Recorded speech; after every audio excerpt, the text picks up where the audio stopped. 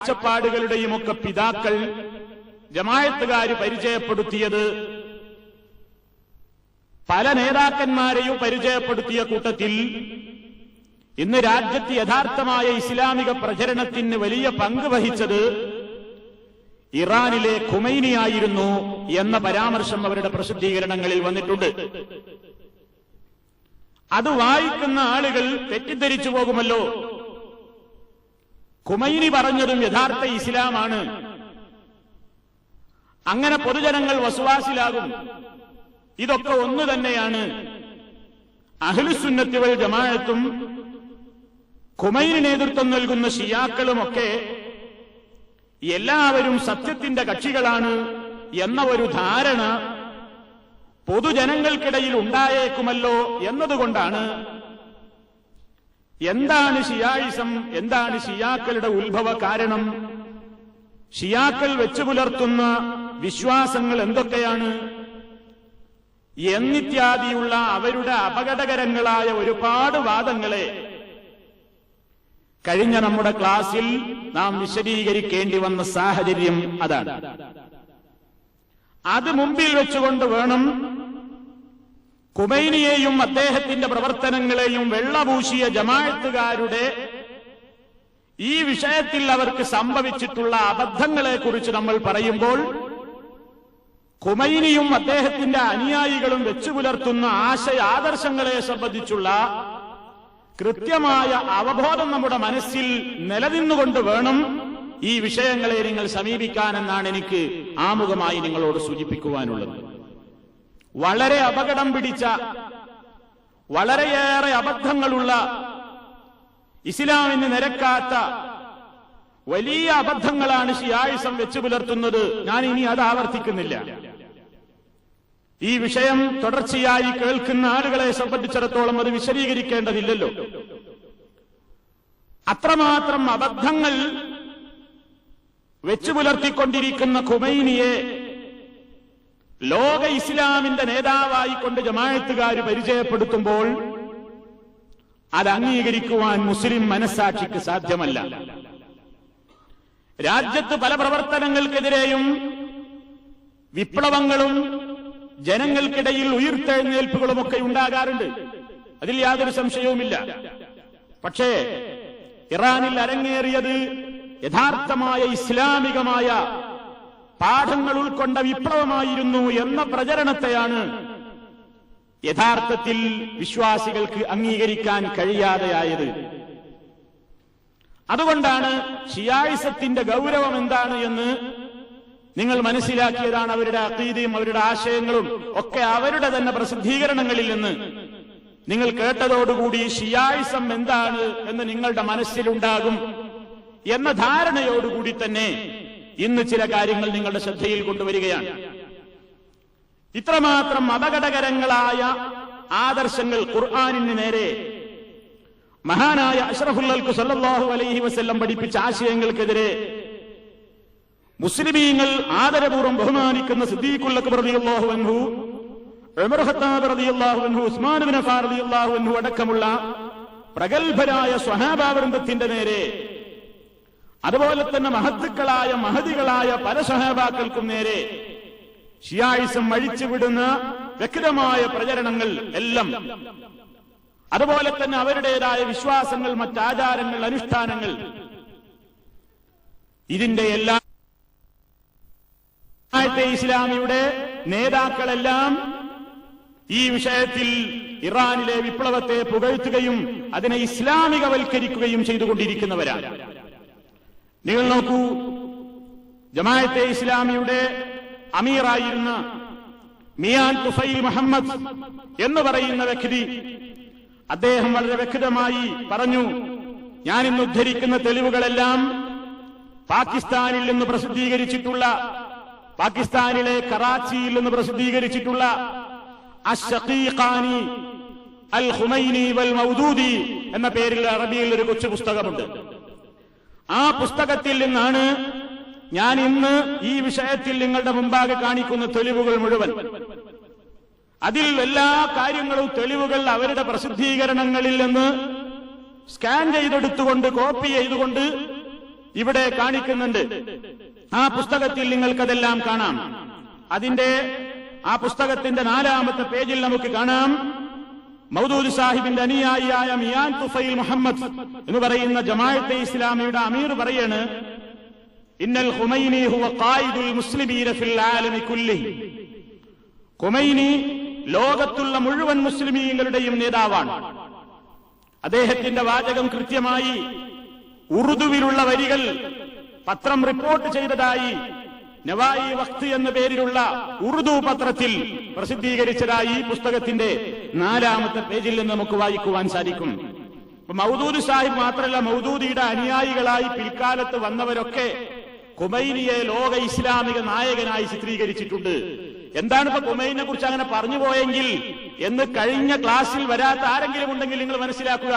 നിങ്ങൾക്ക് ഈ വിഷയം വളരെ വ്യക്തമായി മനസ്സിലാകണമെന്നുണ്ടെങ്കിൽ ഇസ്ലാമികമായ ആശയങ്ങൾക്കെതിരെ ഖുമൈനിയും കൂട്ടരും നടത്തിയിട്ടുള്ള അവരുടേതായ വിശ്വാസങ്ങൾ എന്താണെന്ന് അറിയുന്നവർക്കാണ് ഖുമൈനിയെ പൊക്കിയെങ്കിൽ അതിൽ എന്താണ് ഇത്ര തകരാറ് എന്ന ചോദ്യത്തിന് മറുപടി പറയാൻ കഴിയുക. അതുകൊണ്ടാണ് കഴിഞ്ഞ ക്ലാസ്സിൽ പറഞ്ഞത് മുഴുവൻ ആവർത്തിക്കാൻ കഴിയില്ലല്ലോ. അതുകൊണ്ടാണ് ഞാൻ തുടക്കത്തിൽ ഒരു സൂചന നിങ്ങളുടെ മുമ്പാകെ നൽകിയത്. ആ വിശ്വാസങ്ങൾ, അവരുടേതായ അഖീദകൾ മനസ്സിൽ വെച്ചുകൊണ്ട് വേണം നിങ്ങൾ ഈ വിഷയം ശ്രദ്ധിക്കുവാൻ. ആ നേതാവിനെയാണ് പരിചയപ്പെടുത്തുന്നത്. അതുപോലെ തന്നെ ആ പുസ്തകത്തിന്റെ തന്നെ 5-ാമത്തെ പേജിൽ കാണാം, പഞ്ചാബിലെ അമീർ എന്ന് പറഞ്ഞാൽ പഞ്ചാബ് പ്രവിശ്യയിലെ ജമാഅത്തെ ഇസ്ലാമിയുടെ അമീറായിരുന്ന ഫത്ഹ് മുഹമ്മദ് എന്ന് പറയുന്ന വ്യക്തി പറയുന്നു, എന്ത് യജിബു അലാ ജമീഇൽ മുസ്ലിമീന ഫീ പാകിസ്ഥാൻ അൻ യൻഖാദൂ ലിഹുക്മിൽ ഖുമൈനി. പാകിസ്ഥാനിലുള്ള മുഴുവൻ മുസ്ലിമീങ്ങൾക്കും നിർബന്ധമാണ് ഖുമൈനിയുടെ തീരുമാനത്തിന് കീഴ്പ്പെടൽ.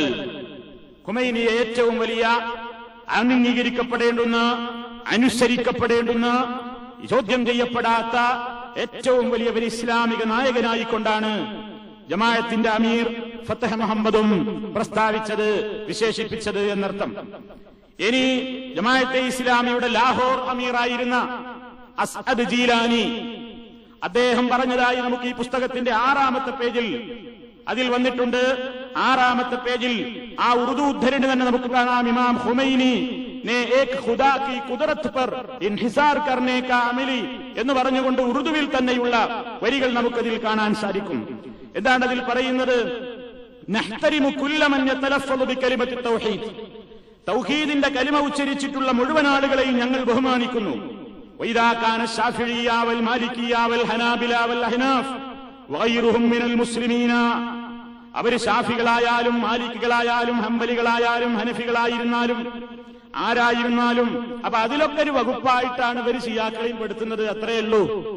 ഫശ്ശിയത്തു മുസ്ലിമൂന ലാ മഹാല. ഷിയാക്കൾ യാതൊരു സംശയവുമില്ല അവർ മുസ്ലിമീങ്ങൾ തന്നെ. ലിഅന്ന ശിയ യത്തബിഊന തഅലീമാത്തിൽ ഇമാം ജഅഫർ സാദിഖ്. ഷിയാക്കൾ ഇമാം ജഅഫർ സാദിഖിന്റെ മദ്ഹബിനെയാണ് പിൻപറ്റുന്നത്. ആരാണ് അദ്ദേഹം? അല്ലദീ ഹുവ മിൻ ശുയൂഖിൽ ഇമാം അബീ ഹനീഫ. ഇമാം അബൂ ഹനീഫ റഹ്മത്തുള്ളാഹി അലൈഹിയുടെ ഉസ്താദുമാരിൽപ്പെട്ട ജഅഫർ സാദിഖിന്റെ മദ്ഹബ് പിൻപറ്റുന്നവരാണ് ഷിയാക്കൾ. അത്രേ ഉള്ളൂ. അതൊന്നും വസ്തുതയല്ല, ജഅഫർ സാദിഖിന്റെ വിശ്വാസമല്ല വരെ ഈ ഷിയാക്കളെ വിശ്വാസം. പക്ഷേ അങ്ങനെയൊക്കെ പറഞ്ഞ് നിസ്സാരവൽക്കരിച്ചിരിക്കുകയാണ് ജമാഅത്തിന്റെ പാകിസ്ഥാനിൽ ലാഹോറിൽ അമീറായിരുന്ന അസ്അദ് ജീലാനി. ഇനി അതുപോലെ തന്നെ നമുക്ക് കാണാം, ലാഹോറിൽ സംഘടിപ്പിക്കപ്പെട്ട ഒരു ഇറാന്റെ വാർഷിക സമ്മേളനങ്ങളൊക്കെ നടക്കുന്നുണ്ട്. ഇപ്പൊ ഒരു കൂട്ടർ പറയുന്നുണ്ട്, ഇറാൻ വിപ്ലവത്തിന് 25 വയസ്സ്. അങ്ങനെ വാർഷിക ചടങ്ങുകളും ആഘോഷങ്ങളൊക്കെ പലരും നടത്തുന്നുണ്ട്. അത് നമ്മുടെ സംസാര വിഷയമല്ല. അപ്പൊ ഇങ്ങനെ ഓരോരുത്തരും അതിന്റെ ഭയങ്കര ആവേശം കൊണ്ട് ഓരോ കൊല്ലവും ഇറാനിലെ വിപ്ലവത്തിന്റെ വാർഷികങ്ങൾ ആഘോഷിക്കാറുണ്ട്. ആ കൂട്ടത്തിൽ ലാഹോറിൽ സംഘടിപ്പിക്കപ്പെട്ട ഇറാൻ വിപ്ലവ വാർഷിക യോഗത്തിൽ ജമാഅത്തെ ഇസ്ലാമിയാണ് സംഘടിപ്പിച്ചത്.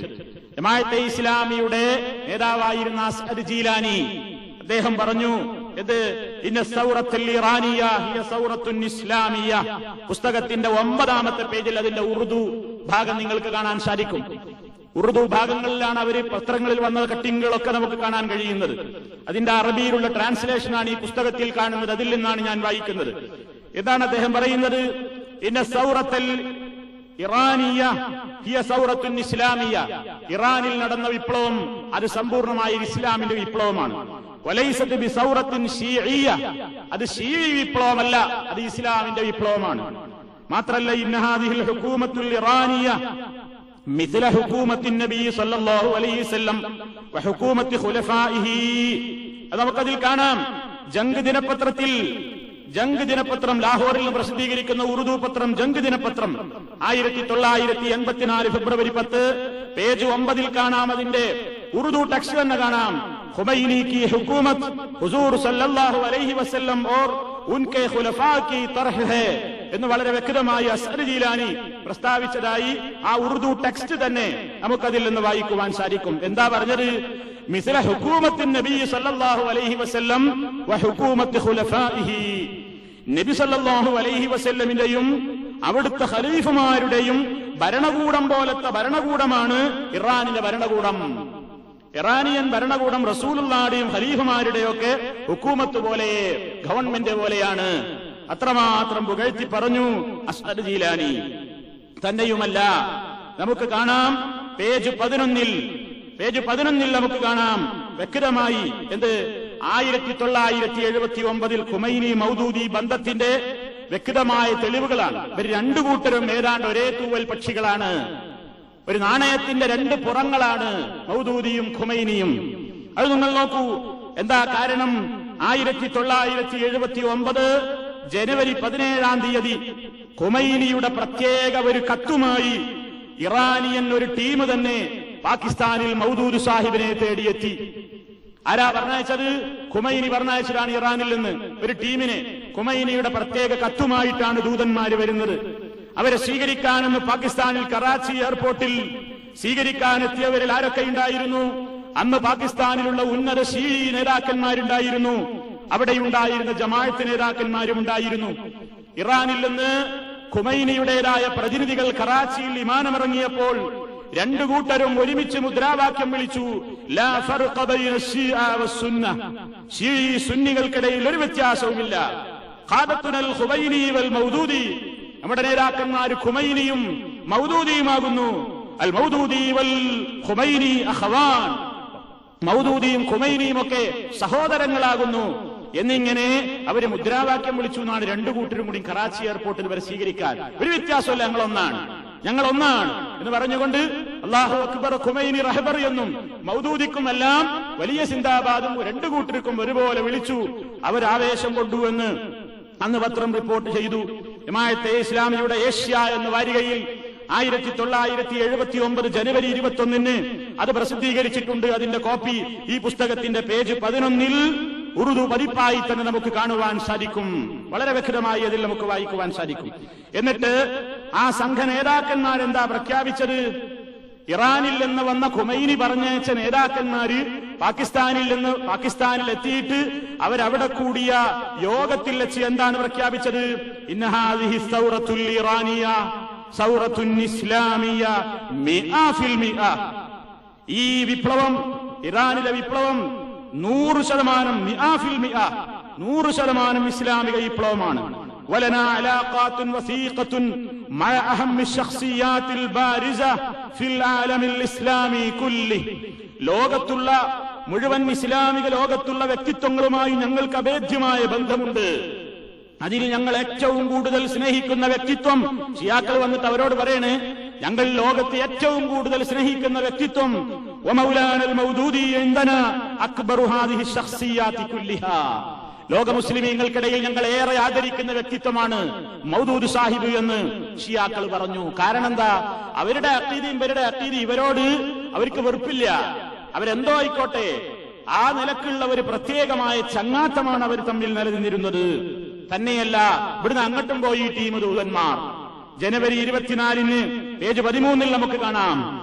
ജനുവരി 24 ഖുമൈനിയെ തേടി മൗദൂദിയുടെ പ്രത്യേക സന്ദേശക്കത്തുമായി ജമാഅത്തിന്റെ സംഘവും ഇറാനിൽ പ്ലെയിൻ ഇറങ്ങി.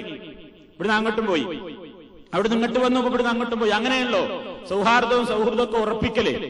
1979 ജനുവരി 24 ഖുമൈനിയെ തേടി മൗദൂദിയുടെ പ്രത്യേക കത്തും സന്ദേശവുമൊക്കെ ആയിട്ട് ജമാഅത്തിന്റെ സംഘവും ഇറാനിൽ പ്ലെയിൻ ഇറങ്ങി. പ്രത്യേകം ചാർട്ടേഡ് ഫ്ലൈറ്റിലാണ് അവർ പോയത്. എന്നിട്ട് അവരവിടെ പോകുമ്പോൾ കുറച്ച് സമയങ്ങളെ അവിടെ തങ്ങാൻ ഉദ്ദേശിച്ചിരുന്നുള്ളൂ. പക്ഷേ അവിടെ നിന്നുള്ള നിർബന്ധം കാരണം ഫ്ലൈറ്റ് കാലിയായി കറാച്ചിയിലേക്ക് മടങ്ങിപ്പോന്നു. കുറെ ദിവസം അവരവിടെ തങ്ങി എന്നൊക്കെ നമുക്ക് ആ ന്യൂസിൽ കാണാൻ സാധിക്കും. എന്നിട്ട് ജമാഅത്തെ ഇസ്ലാമിയുടെ മിയാൻ തുഫൈൽ മുഹമ്മദ് എന്ന അമീറായിരുന്നു സംഘത്തിന്റെയും അമീർ. അദ്ദേഹം അവിടെ പോയിട്ട് അറിയിച്ചു. എന്താ പറഞ്ഞതെന്നറിയോ? ഖുമൈനിയെ കണ്ടിട്ട് അറിയിച്ചതെന്താണ്? വനഹ്നു മുസ്തഇദ്ദൂന ലിതഖ്ദീമി الرجال في اي وقت ولاي خدمه بدون اي تاخير ونحن مستعدون لجميع المساعدات في سبيل الرسوخ وثبات الثوره الاسلاميه الايرانيه. പറഞ്ഞതിന്റെ ചുരുക്കം എന്താ? വനഹ്നു ഞങ്ങൾ തയ്യാറാണ്, മുസ്തഇദ്ദൂൻ ഞങ്ങൾ എപ്പോഴും തയ്യാറാണ്. മൗദൂദിയുടെ ശിഷ്യന്മാര് പോയിട്ട് ഖുമൈനിയോട് പോയിട്ട് ഇറാനിൽ പോയിട്ട് പറയണ്, ഞങ്ങൾ എപ്പോഴും തയ്യാറാണ്. എന്തിന്? ലിതഖ്ദീമി റിജാൽ, ആളുകളെ നിങ്ങൾക്ക് നൽകാൻ, ഫി അയ്യി വഖത്തിൻ, ഏത് സമയത്ത് നിങ്ങൾക്ക് വേണോ, വലി അയ്യി ഖിദ്മത്തിൻ, എന്ത് സേവനത്തിന് ആവശ്യമാണോ, ബിദ്ദൂനി അയ്യി തഖീരിൻ, യാതൊരു അലംഭാവവും കാണിക്കാതെ ഞങ്ങൾ നിങ്ങൾക്ക് ആളുകളെ വിട്ടുതരാൻ തയ്യാറാണ്. വനഹ്നു മുസ്തഇദ്ദൂന, ഞങ്ങൾ തയ്യാറാണ്, നിങ്ങൾക്ക് എല്ലാ സഹായവും ഞങ്ങൾ വാഗ്ദത്തം ചെയ്യുന്നു. തീർന്നില്ല. മിയാൻ തുഫൈൽ ഇത്ര കൂടി പറഞ്ഞു, ഇറാനിൽ ഇങ്ങനെ നടന്നിട്ട് കണ്ടിട്ട് അവിടുത്തതൊക്കെ കണ്ടപ്പോഴും മൂപ്പർക്ക് തോന്നിയില്ല അതൊന്നും ഇസ്ലാമിനെതിരാണ്. അവിടെയാണെങ്കിൽ പള്ളികളെക്കാൾ മോടി പിടിക്കപ്പെട്ടത് മഷ്ഹദുകളാണ്, ദർഗകളാണ്, ഖബറിന് സുജൂദ് ചെയ്യുന്ന, ഖബറുകൾക്ക് തവാഫ് ചെയ്യുന്ന, അതിങ്ങനെ വളരെ കമനീയമായി അലങ്കരിച്ച രാജ്യമാണ് ഇറാന്. അത് നമുക്ക് എല്ലാവർക്കും വളരെ വ്യക്തമായി മീഡിയകളിലൂടെ നമ്മൾ മനസ്സിലാക്കിയതാണ്. അതൊക്കെ നടന്ന് കണ്ടിട്ടും ജമാഅത്തെ ഇസ്ലാമിയുടെ നേതാവിന് മനസ്സ് നൊന്തില്ല. അതൊക്കെ കണ്ടിട്ട് അദ്ദേഹം ആവേശം ഉൾക്കൊണ്ടിട്ട് പറഞ്ഞു, ഇവിടെയുള്ള ഇറാനിലെ ജനങ്ങൾ യഥാർത്ഥ ഇസ്ലാമിന്റെ സ്പിരിറ്റ് ഉൾക്കൊള്ളവരാന്ന് എനിക്ക് മനസ്സിലായിട്ടുണ്ട്. ശരിയായ ഇസ്ലാമിന്റെ ഛായയാണ്, ഇസ്ലാമിക സ്പിരിറ്റാണ് ഇവിടെ കാണുന്നത്. തന്നെയുമല്ല, അവർ ദീനിന്റെ മൗലികമായ തത്വങ്ങളും ഇസ്ലാമിന്റെ വിലപ്പെട്ട നിയമങ്ങളെയും കാത്തു സൂക്ഷിക്കുന്നവരാണ് എന്ന് എനിക്ക് ബോധ്യമായി കഴിഞ്ഞിരിക്കുന്നു. മൂപ്പർക്ക് ഇറാനിൽ പ്ലെയിനിൽ ഇറങ്ങോളത്ര ബോധ്യം ഉണ്ടായിരുന്നില്ല, ഇറങ്ങിയപ്പോ വളരെ ബോധ്യമായി. ഇത് അത്രയും വളരെ ഉഷാറാണ്. ആരാ വരിയെന്നുള്ളത് നിങ്ങൾ കഴിഞ്ഞ ക്ലാസ്സിൽ നിന്ന് മനസ്സിലാക്കിയിട്ടുണ്ടല്ലോ. അത് നിങ്ങളെ മനസ്സിലെപ്പോഴും വേണം. ഇനി നിങ്ങൾ നോക്കൂ, വേറെ നമുക്ക് കാണാം, മൗദൂദ് സാഹിബ് എന്ന ഫത്വ കൊടുത്തു. പേജ് 17 കാണാം. ഇത് 17ാമത്തെ പേജിൽ കാണാം, മൗദൂദി കാ ഫത്വ. എന്താണ് മൗദൂദിയുടെ ഫത്വ? എന്താ മൗദൂദിയുടെ ഫത്വ? ഷിയാക്കളുടെ പിന്നിൽ നമസ്കരിക്കൽ അനുവദനീയാണോ എന്നാണ് ചോദ്യം. അവർക്ക് വേണ്ടി ജനാസ നിസ്കരിക്കുക, അവരെ പിന്നിൽ നിസ്കരിക്കുക, അങ്ങോട്ടും ഇങ്ങോട്ടും തുടരുക. അതിനെപ്പറ്റിയിട്ട് മൗദൂദ് സാഹിബ് പറയുന്നത്, തജൂസു സ്വലാത്തു സുന്നി ഖൽഫ ശീഈ വകദാ ബിൽ അക്സ്, ഷീക്ക് സുന്നിയോട് തുടരാം, സുന്നിക്ക് ഷിയാക്കളോടും തുടരാം, രണ്ടു കൂട്ടർക്കും യാതൊരു പ്രശ്നവുമില്ല എന്ന് വളരെ വ്യക്തമായി മൗദൂദ് സാഹിബ് ഫത്വ നൽകുകയുണ്ടായി. ഫത്വ നൽകിയെന്ന് മാത്രമല്ല, ആ ഫത്വക്കനുസരിച്ച് പിന്നീടുള്ള പ്രവർത്തനങ്ങളും അമീറുമാര് നിർവഹിക്കുകയുണ്ടായി. 19ാമത്തെ പേജിൽ ഈ പുസ്തകത്തിൽ എടുത്തു കാണിച്ചിരിക്കുന്നു. എന്ത്?